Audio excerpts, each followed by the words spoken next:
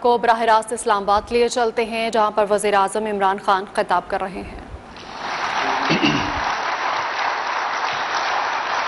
اس کا بھی میں انشاءاللہ یہ بڑی اچھی سجیشن ہے اور اس کی میں ابھی کنسلٹ کروں گا اپنے کیبنٹ ممبرز کو اور میں پھر انشاءاللہ اس کے اوپر فیصلہ کروں گا۔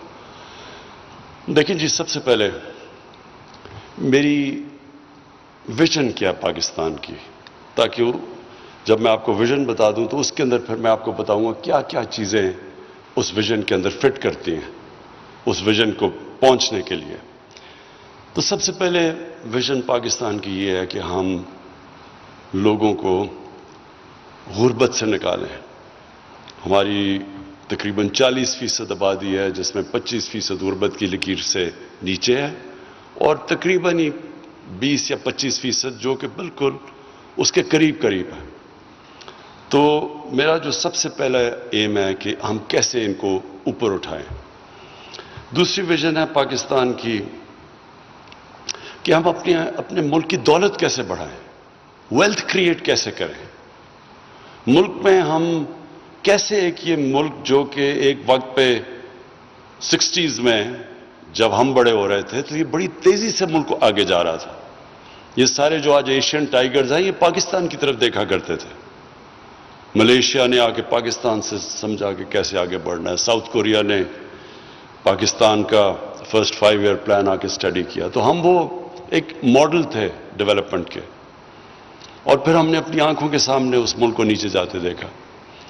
تو جو سیکنڈ چیز یہ ہے کہ پاکستان کو کیسے اس مقام پہ لے کے جائیں جو اس کا پوٹینشل ہے۔ بہت پوٹینشل ہے اس ملک میں، کیونکہ اگر پوٹینشل نہ ہوتا تو ایک وقت پہ تیزی سے اوپر نہ جا رہا ہوتا، ہمارے ادارے آؤٹ سٹینڈنگ نہ ہوتے، پی آئی اے بڑی ایئر لائن نہ ہوتی، ہماری اس وقت بینکرز اگر وہ نہ نیشنلائزیشن ہوتے تو ہمارے بڑے آؤٹ سٹینڈنگ بینکرز تھے جنہوں نے جا کے BCCI دنیا کا ایک ٹاپ بینک بنا دیا، تو بینکرز تھے تو بنا۔ تو ہر چیز میں پاکستان ایک وقت پہ بڑی تیزی سے اوپر جا رہا تھا، تو ہم کیسے اس کو واپس ادھر لے کے جائیں جو اس کا اصل مقام ہے، اور اس میں کیا کیا قدم اٹھانے ہیں اس کو وہاں لے جانے کے لیے۔ اور پھر اسی کے ساتھ ریلیٹڈ ہے کہ ایک ملک خوددار ملک بنے۔ یہ جو ہمیں قرضے لینے پڑتے ہیں، کبھی IMF کے پاس 20 دفعہ IMF کے پاس جا چکے ہیں کیونکہ ہم اپنی اکانومی مینیج نہیں کر سکے، اور پھر ایک چھوٹا سا طبقہ اتنا امیر ہو گیا ہے کہ ان کے لیے باہر، یعنی میں کیونکہ میرا باہر بڑا جانا ہوتا تھا، کرکٹ کی وجہ سے باہر جاتا تھا، پھر میں شوکت خانم کے لیے پیسے اکٹھے کرنے کے لیے باہر پاکستانیوں سے پیسے اکٹھے کرتا، تو وہاں امیر ترین پاکستانی ہوتے تھے، وہ پیسہ ان کے پاس ہوتا تھا، اور وہ یعنی آپ امیجن نہیں کریں گے کہ پاکستان کے یہ حالات ہوں کہ اس کو قرضے لینے پڑے اور امداد لینے پڑے۔ تو لوگ امیر لیکن ملک غریب۔ تو یہ بھی ایک امبیلنس ہے کہ ایک سسٹم جب کرپٹ ہو چکتا ہے تو یہی ہوتا ہے، پھر نیچے غربت ہو جاتی ہے، تھوڑا سا طبقہ امیر ہو جاتا ہے، نہ وہ ٹیکس دیتا ہے، وہ آرام سے عیاشیاں، لنڈن میں ان کی چھٹیاں، ہالیڈیز، باہر شاپنگ، لیکن عام آدمی جو ہے وہ اپنی بنیادی ضروریات مشکل سے پوری کرتا ہے۔ تو ایک کرپشن کا یہ سسٹم بن جاتا ہے۔ یہ سارے وہ ملک جدھر حکمران اور ان کی رولنگ ایلیٹ کرپٹ ہوتی ہے، ان سارے ملکوں کے اندر یہی حالات ہوتے ہیں۔ وسائل کے باوجود غربت ہوتی ہے اور تھوڑا سا طبقہ بڑا امیر ہوتا ہے اور ان کے باہر بڑے بڑے محلات ہوتے ہیں۔ یہ ساری ڈیولپنگ کنٹریز کی یہی سٹوری ہے۔ تو یہ اس کو کیسے چینج کرنا ہے، تو یہ ایک میرا بڑی ویژن ہے۔ یہ تو جو آخری چیز ہے، یہ تو رول آف لا، قانون کی بالادستی بجائے طاقت کی بالادستی، وہ قائم کر کے، انصاف قائم کر کے، تو یہ چینج آئے گا بڑی سطح کے اوپر۔ لیکن نیچے سے جو لوگوں کو اٹھائیں گے اس کے بڑے طریقے ہیں۔ ایک تو ہم پورا احساس پروگرام لے کے آ رہے ہیں، ابھی جنرل حیدر نے مینشن کیا کہ کامیاب پاکستان، انشاءاللہ آپ دیکھیں گے کہ یہ صرف پاکستان کے اندر نہیں، یہ ڈیولپنگ ورلڈ کے اندر ایک مثال بنے گی کہ کیسے ایک قوم اپنے کمزور طبقے کو اوپر اٹھاتی ہے۔ اس کے اندر جو ہم کام کر رہے ہیں کبھی پہلے پاکستان میں نہیں ہوئے کہ ہم نے، اور یہ انشاءاللہ 9 تاریخ کو ہم بڑے دھوم دھام سے لانچ کر رہے ہیں۔ اور یہ پروگرام میں کیا ہوگا کہ جو ہمارا 40% نیچے طبقہ ہے، ہر خاندان آپ یہ دیکھ لیں، یہ بڑا ایمبیشس پروگرام ہے، ہر خاندان کے لیے ایک خاندان کے فرد کو ٹیکنیکل ایجوکیشن دی جائے گی. خاص طور پہ اب جو آئی ٹی کا سیکٹر ہے، اس میں بڑی جلدی آپ لوگوں کو ٹرین کر سکتے ہیں اور بڑی جلدی وہ پیسے کمانا شروع کر سکتے ہیں. ایک خاندان کے اندر ہیلتھ کارڈ جائے گا. ہیلتھ کارڈ کا مطلب کہ 10 لاکھ روپے میں کسی بھی ہسپتال میں جا کے وہ خاندان کے فرد اپنا علاج کروا سکتا ہے مفت.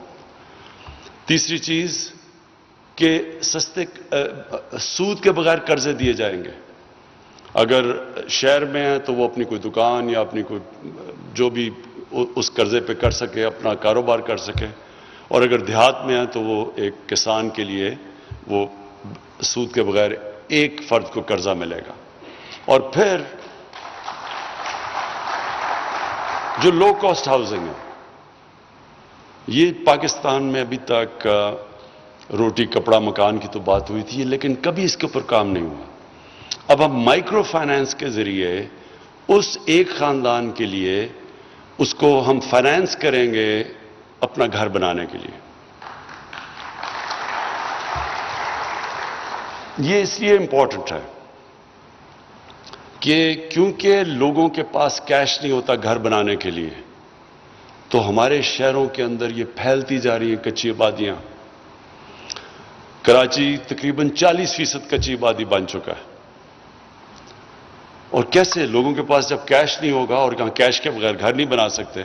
تو یہ جو ہم نے بڑی جدوجہد کی اس قانون کو عدالتوں سے نکالنے کے لیے، جس کو کہتے ہیں فور کلوجر لا، جب تک قانون نہیں ہوگا کہ اگر کوئی قسط نہیں دیتا تو اگر وہ بینک ایکشن نہیں لے سکے گا اس کے اوپر، وہ قرضے ہی نہیں دیں گے. تو اس لیے پاکستان میں ہاؤس فائنینسنگ کا کانسیپٹ ہی نہیں ہے. 0.2% پاکستان کے اندر اب تک گھروں کے لیے قرضے دیے جاتے ہیں. ہندوستان جو ہمارے ساتھ ہی ادھر بھی بڑے مسئلے ہیں، وہاں 10% پہنچ گئے. اور ملیشیا میں 30% ہاؤس فائنینسنگ ہے. اور یورپین امریکہ 80% سے اوپر ہے وہاں. تو ہمارے ملک میں تو کانسیپٹ ہی نہیں ہے ہاؤس فائنینسنگ کا. تو یہ 2 سال ہمیں لگے اس قانون کو، بڑی محنت سے یہ فائنلی قانون پاس کیا گیا. تو اب اس سے پہلی دفعہ پاکستان میں موقع ملے گا اس طبقے کا جس کے پاس کیش نہیں ہے گھر بنانے کا، ان کو اب ہم چانس ملے گی کہ وہ بینک سے پیسے لے کے تو اپنے گھر بنا سکیں. اور پھر جو نچلا طبقہ ہے اس کو پروٹیکٹ کرنے کے لیے گورنمنٹ سبسیڈائز کر رہی ہے اس کو. ہم ان کے لیے 5 مرلے کے اوپر ہم نے پورا پلان بنایا ہوا کہ ہم صرف 5% سے اوپر سود نہیں جانے دیں گے. 5 یا 3؟ ہاں نہیں، کامیاب پاکستان میں تو بالکل ہم ان کو سود کے بغیر قرضے دے رہے ہیں. لیکن اس کے علاوہ جو کہ ہم چھوٹے لو کاسٹ ہاؤسنگ کے لیے ہم نے فریز کیا ہوا ہے 5%. ہاں، سو ہم نے 5 اور 3% کے اوپر فریز کیا ہوا ہے کہ ہم ان کو سبسیڈائز کریں گے. گورنمنٹ اس سے اوپر سارا اٹھائے گی انٹرسٹ، تاکہ لوگوں کے اوپر مثلا ہماری کوشش یہ ہے کہ جو خرچہ ایک عام گھر کرتا ہے کرائے کے اوپر، بجائے کرایہ دینے کہ وہ قرضوں کی قسطیں دے کے گھر اپنا بنا لے. تو یہ ایک انشاءاللہ پاکستان کی ہاؤسنگ میں آپ دیکھتے رہیں گے بہت بڑی ریولوشن آ رہی ہے. اور اس سے پھر ایک تو سب سے بڑا کام کریں گے کہ عام لوگوں کے لیے گھر بند اپنی چھت ہوگی. لیکن اس سے بڑا یہ ساری انڈسٹری اٹھ جائے گی کنسٹرکشن کے ساتھ. 30 ابھی جو میں نے دیکھے ہیں ڈفرنٹ ٹائلز ہیں، نلکے، جتنے بھی دروازے، یہ ساری جو انڈسٹریز ہیں وہ سب چلنی شروع ہو جاتی ہیں جب کنسٹرکشن اٹھتی ہے. تو یہ میرا کوشش یہ ہے کہ ملک کو لوگوں کو روزگار بھی ملے، کیونکہ کنسٹرکشن چلے گی. سب سے زیادہ شہروں میں روزگار کنسٹرکشن سے ملتا ہے. پھر ویلتھ کریشن ہو، کیونکہ اس سے ساری اکانومی چلنی شروع ہو جاتی ہے. ملک میں انشاءاللہ جو ہماری ٹیکس کلیکشن کی آپ نے بات کی، جب اکانومی چلے گی تو ٹیکس زیادہ اکٹھا ہوگا. وہ اور بات ہے کہ FBR کے اندر بھی ہم ریفارمز کرنے کی اب کوشش کر رہے ہیں. آٹومیشن لے کے آ رہے ہیں تاکہ FBR کے اندر بھی ریفارمز ہو. لیکن ویلتھ کریشن سے ہم اپنا پیسہ اکٹھا کریں گے, اپنی ریونیو اکٹھا کریں گے, جو کہ پھر جس کے اوپر ملک چلتا ہے. اور جو اس کا دوسرا فیز ہے کنسٹرکشن انڈسٹری, اس کے لیے جس طرح جنرل حیدر نے بتایا ہم نے بڑے انسینٹیوائز کیا. اور میں نے جب کنسٹرکشن انڈسٹریز کی میٹنگز لیں تو مجھے اس چیز کا احساس ہوا کہ ہمارا جو سسٹم ہے وہ جو ایک وقت پہ سسٹم بنتا ہے سہولت پیدا کرنے کے لیے انڈسٹری کی, جو لوگوں کے لیے سہولت پیدا کرنے کے لیے سسٹم بنتا ہے, وہی سسٹم جب ڈی جنریٹ کرتا ہے, جب وہ خراب ہوتا ہے تو وہی رکاوٹ بن جاتا ہے. تو ابھی میں جب لوگوں سے بھی بات کر رہا تھا تو مجھے اندازہ یہ تھا کہ اس چیز کا ہمیں احساس نہیں ہوا کہ یہ جو کنسٹرکشن ہے اس سے تو اکانومی اٹھتی کنسٹرکشن پہ ہے. لیکن جب میں یہ میٹنگز لی تو میں نے ریئلائز کیا کہ ہر جگہ رکاوٹ کنسٹرکشن انڈسٹری کے لیے تھی. تو اس لیے ہر ہفتے میٹنگ کر کے آہستہ آہستہ یہ رکاوٹیں دور کی, جس کی وجہ سے ماشاءاللہ آج ہمارا کنسٹرکشن سیکٹر تیزی سے اوپر جا رہا ہے. لیکن میں نے یہ بھی سوچا کہ یہ ہر جگہ یہی پرابلم ہے. اب ہم ساری چیزیں تقریباً امپورٹ کرتے ہیں پاکستان میں, بڑی کم چیزیں بناتے ہیں, لیکن کبھی کسی نے اس کی اوپر توجہ نہیں دی کہ ہم کیوں امپورٹ کرتے ہیں. 22 کروڑ ہے پاکستان کی آبادی. 22 کروڑ آبادی کا مطلب بہت بڑی مارکیٹ ہے پاکستان, انٹرنل مارکیٹ اتنی بڑی ہے. تو جب 22 کروڑ کی آپ کی آبادی ہو تو کیا وجہ کہ ہم اکانومیز آف اسکیل نہیں کر سکے, ہم کیوں نہیں چیزیں پاکستان کے اندر بنا سکے. ساری ملٹی نیشنلز کو اصولاً پاکستان آنا چاہیے کیونکہ اتنی بڑی مارکیٹ ہے, ان کو یہاں اپنی انڈسٹری ریلوکیٹ کرنی چاہیے. لیکن ہر جگہ ایک سسٹم رکاوٹیں ڈالا ہوا بیٹھا ہے جو کہ ایک بجائے انسینٹیوائز کرنے کے انڈسٹری کو یا امپورٹ سبسٹیوشن میں, وہ بلکہ ایک رکاوٹ بنا ہوا ہے. تو ہم نے اب یہ اگلا جو میرا پورے اب کانسنٹریشن ہوگی پاکستان میں, ایکسپورٹس کیسے بڑھانی ہے اور امپورٹ سبسٹیوشن کیسے کرنی ہے. کیونکہ جب تک ہم اپنے اس ملک میں زیادہ ڈالرز پاکستان میں نہیں آئیں گے بنسبت جو پاکستان سے باہر زیادہ ڈالرز جاتے ہیں, جس کو کہتے ہیں کرنٹ اکاؤنٹ, اگر یہ ڈیفیسٹ میں رہے گا ملک آگے نہیں بڑھ سکتا. اگر اس ملک نے آگے بڑھنا ہے, ویلتھ کریشن ہے, ملک نے دولت میں اضافہ ہونا ہے, تو وہ ضروری ہے کہ ہم اپنی ایکسپورٹس بڑھائیں اور ایکسپورٹس بڑھائیں اور پھر امپورٹ سبسٹیوشن کریں. کیونکہ ابھی میں یہ دیکھ بھی رہا تھا کہ کئی چیزیں, چھوٹی سی چیز ہے, ٹائلز کے اوپر گلیز کو امپورٹ کرنا پڑتا ہے. کیا وجہ ہے؟ کوئی راکٹ سائنس تو نہیں گلیز بنانا پاکستان میں. ایک ملک اگر نیوکلیر ویپنز بنا سکتا ہے اس کے لیے, اور راکٹ سائنس جس ملک میں ہے اس میں کیا مشکل ہے کہ چھوٹی چھوٹی چیزیں گلیز اور یہ چیز, صرف اس لیے کہ سسٹم میں رکاوٹیں ہیں, اور اگر ہم انسینٹیوائز کر دیں تو سب کچھ بن سکتا ہے. تو اب میری آج ہی میں ایکسپورٹرز کی میٹنگ کر کے آیا ہوں اور میرا پورا پلان ہے کہ اب ایکسپورٹس کو ہم ہر طرح ان کو انسینٹیوائز کریں گے, سارے ایکسپورٹ سیکٹر کو, اور جدھر ہو سکے لوگوں کو انکریج کریں گے ایکسپورٹس کرنے کا, کیونکہ ویلتھ کریشن ایکسپورٹس کے ساتھ ہوتی ہے. اور اگر چائنا کی اگر آپ دیکھ لیں کہ انہوں نے جو ایک فینومینل پاور بنا ہے, تو انہوں نے بڑا سوچ سمجھ کے اپنے ملک میں ایکسپورٹس کو انسینٹیوائز کیا تھا. کیسے ایکسپورٹس پروسیسنگ زونز پہلے بنائی, کیسے باہر سے کمپنیز آئیں, پھر انہوں نے ٹیکنالوجی ٹرانسفر ہوئی, اور یہ ہمارے سامنے 35-40 سال کے اندر دیکھتے دیکھتے چائنا کہاں پہنچ گیا. اور کوئی وجہ نہیں کہ ہم پاکستان اوپر نہیں جا سکتا. صرف ایک ہی وجہ ہے کہ ہم نے کبھی سوچا ہی نہیں اس چیز کے اوپر, ہم نے کبھی اس کے اوپر کانسنٹریٹ ہی نہیں کیا کہ اگر ہم نے آنے والی جنریشنز کو ان کے لیے ویلتھ کریشن, اس ملک کی دولت بڑھانی ہے, تو وہ تو ہو ہی نہیں سکتی جب تک ایکسپورٹس نہیں بڑھیں گے. اور اگر ایکسپورٹس نہیں بڑھیں گی تھوڑی دیر کے بعد پھر کرنٹ اکاؤنٹ کا کرائسس آئے گا, ڈیفیسٹ ہوگا, IMF کے پاس جانا پڑے گا, وہ ریسٹرکشن لگا دیں گے, وہ اکانومی کو چوک کر دیں گے, اور پھر ہم اسی سائیکل کے اندر پھنسے رہیں گے ایک لو گروتھ ملک کا. تو انشاءاللہ یہ میرا دوسرا ٹارگٹ ہے. اور تیسرا یہ ہے کہ ہم نے اپنے ملک کو بچانا ہے پولوشن سے, گلوبل وارمنگ سے. یہ بہت بڑا کرائسس آ گیا. آپ کبھی ٹی وی اب دیکھیں اپنا تو کہیں گرمی اتنی پڑی ہے کہ آگیں لگی ہوئی ہیں اور کہیں اتنے سیلاب آئے ہوئے ہیں کہ ملک ڈوبے ہوئے ہیں. تو یہ سارا ویدر پیٹرن جو چینج ہو رہا ہے یہ فنومنا پہلے لوگ سمجھتے تھے نا کہ یہ کوئی دیوانوں بات کر رہے ہیں, یہ ایکچولی ریالٹی ہے.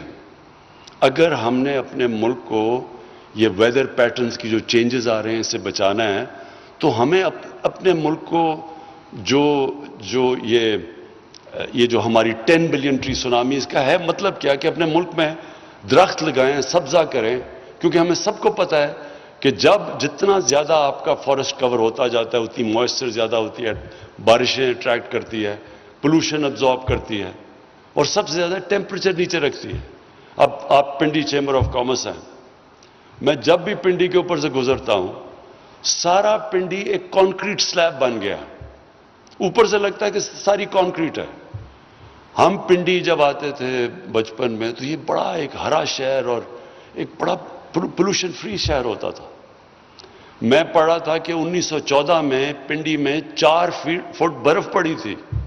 1914 میں ایک گیزیٹیئر پڑھا تھا. تو اس کا تو موسم بالکل ہی مختلف تھا. تو جب آپ ایک شہر پورا کانکریٹ بن جائے گا تو موسم نے تو گرم ہونا ہی ہے اور اس کے پھر بڑے اثرات ہوتے ہیں. پھر فلڈنگ بھی ہو جاتی ہے. یہ جب زیادہ ہیٹ ہوتی ہے تو اسے فلڈنگ بھی ہو جاتی ہے. تو اس کے لیے آپ جو یہ کر رہے ہیں انشاءاللہ یہ سارا ہم مانسون پلانٹیشن کر رہے ہیں. بہت زیادہ ہم نے شہروں کے اندر اب درخت اگانے ہیں. ایک تو وہ چیز, دوسرا یہ پولوشن ابزارب کرتا ہے. لاہور میں اپنی زندگی میں آپ کو بتا رہا ہوں کہ لاہور جیسا صاف شہر اور سٹی آف گارڈن کہا جاتا تھا, پشاور کو سٹی آف گارڈنز کہا جاتا تھا. اب لاہور کی جو پولوشنز لیول ہیں وہ ڈینجر لیول سے بھی اوپر چلے گئی ہیں کیونکہ درخت کا سارا کور ختم کر دیا ہے. کسی نے نہیں سوچا گرین ایریاز کا, سارے گرین ایریاز آخر میں ختم ہو گئے. اور جو شہر ہیں, شہر پھیلتے جا رہے ہیں. آپ کو حیرت ہوگی یہ اسلام آباد کی کہ ہماری جو انوائرمنٹل منسٹری ہے اس نے بتایا کہ 1960 سے جب اسلام آباد شروع ہوا 2010 تک جتنا اسلام آباد تھا 2010 اور 2020 میں اتنا ہی بڑا اسلام آباد بن گیا. تو جس تیزی سے یہ پھیل رہے ہیں, بڑھ رہے ہیں, میں نے ساری جگہ کہا ہوا ہے کہ ہر شہر کا ماسٹر پلان بنے گا. ماسٹر پلان بنے گا, اس کے بعد گرین ایریاز کے اوپر کوئی کنسٹرکشن نہیں ہو سکے گی. اور شہروں کے اندر بھی جو گرین ایریاز ہیں ان کو بچانا ہے. اور یہ جو اپنا ہمارا فوڈ سیکیورٹی کا پرابلم اب آ رہا ہے. آپ کو پتا ہے کہ ہم نے پاکستان کی تاریخ میں سب سے زیادہ گندم اگائی ہے اس باری.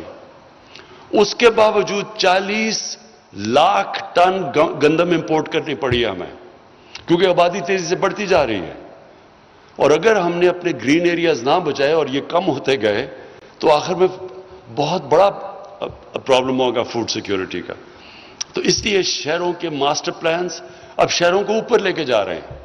ہم نے 2 شہر پلان کیے ہیں.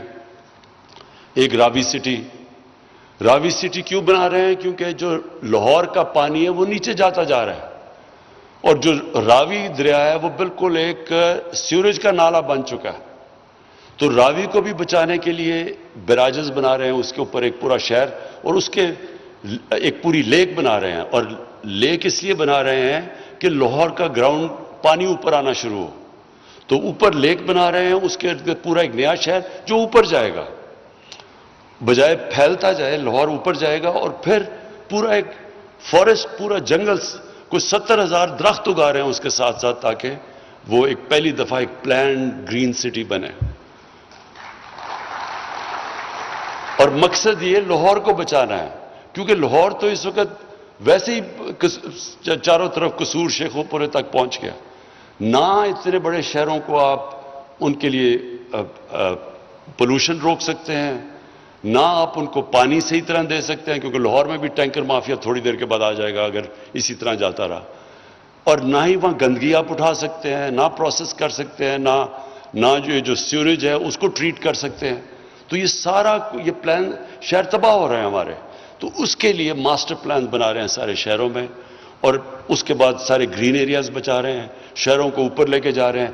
شہروں کے اندر جو ابھی بچ گئے ہیں گرین ایریاز, ان کو بچا رہے ہیں. اور پھر جو قبضے ہوئے ہیں شہروں کے اندر, سرکاری زمینوں پہ طاقتور لوگوں نے قبضے کیے ہوئے ہیں, ان قبضہ گروپس کے پیچھے جا رہے ہیں اور یہ قبضے ختم کر رہے ہیں اور ان ساروں کو گرین ایریاز کے اندر کنورٹ کر رہے ہیں تاکہ ہمارے آنے والی نسلوں کے لیے ہم ایک بہتر پاکستان چھوڑ کے جائیں. تو میں آخر میں پنڈی چیمبر آف کامرس کو پھر سے خراج تحسین پیش کرتا ہوں اس ایکسپوز کا. اچھا آپ نے مجھے آئیڈیا دی ہے یہ کنونشن سینٹر کا, انشاءاللہ آپ کو خوشخبری سناؤں گا تھوڑی دیر کے بعد. شکریہ.